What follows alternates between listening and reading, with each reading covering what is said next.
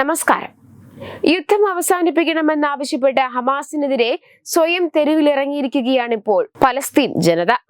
ഇസ്രായേലുമായുള്ള യുദ്ധം അവസാനിപ്പിക്കണമെന്നാവശ്യപ്പെട്ടാണ് വടക്കൻ ഗാസയിലെ ബെയ്ർ ലാഹിയ പട്ടണത്തിൽ മാർച്ച് നടന്നത്.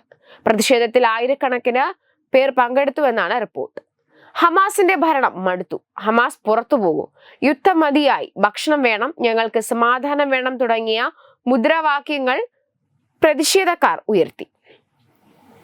തുടർന്ന് ആയുധധാരികളായ ഹമാസ് പ്രവർത്തകർ ബലപ്രയോഗത്തിലൂടെ പ്രതിഷേധക്കാരെ പിരിച്ചുവിടുകയായിരുന്നു. ഇതിന്റെ ചിത്രങ്ങളും വീഡിയോകളും സോഷ്യൽ മീഡിയയിൽ പ്രചരിക്കുകയാണ്.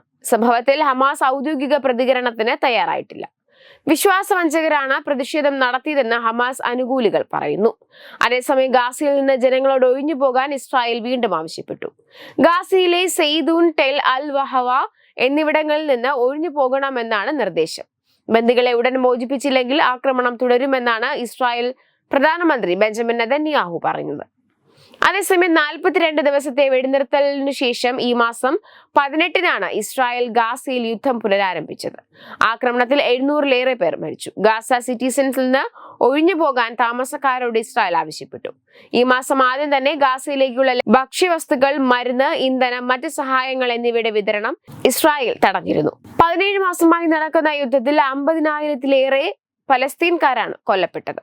2023 ഒക്ടോബർ 7-ന് ഇസ്രായേൽ കടന്നു കയറി പിടിച്ചുകൊണ്ട് പോയ 251 പേരിൽ 59 പേർ ഇപ്പോഴും ഹമാസിന്റെ പക്കലുണ്ടെന്ന് ഇസ്രായേൽ പറയുന്നു. ഇവരെ വിട്ടുകൊടുക്കണമെന്നും ഗാസയുടെ അധികാരം ഒഴിയണമെന്നുമാണ് ഹമാസിനോടുള്ള ഇസ്രായേലിന്റെ ആവശ്യം. എന്നാൽ പലസ്തീൻ തടവുകാരെ വിട്ടയക്കുകയും ഗാസയിൽ ശാശ്വതമായി വെടിനിർത്തുകയും ഗാസയിൽ നിന്ന് പിന്മാറുകയും ചെയ്യണമെന്ന് ഇസ്രായേലിനോട് ഹമാസ് ആവശ്യപ്പെടുന്നു.